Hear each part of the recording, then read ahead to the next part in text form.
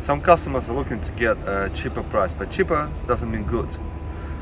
Now I'm gonna show you why we are not saving on materials and on the binder. This playground has been built by our competitors.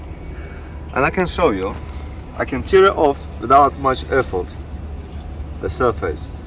As you can see, it's been installed. Now, easily to take it off from the sub base.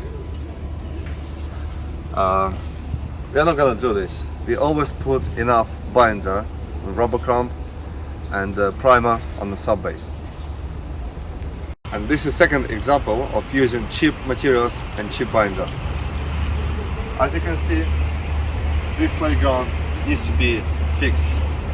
Our client came to us and was asking to fix this playground, but the only way to fix it is to remove it completely and install a new one. We strongly advise you to use professionals, then you don't have to redo it. So as you can see, this playground is gonna go to a bin.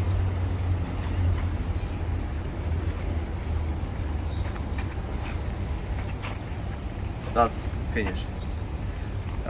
This playground was installed 2 years ago.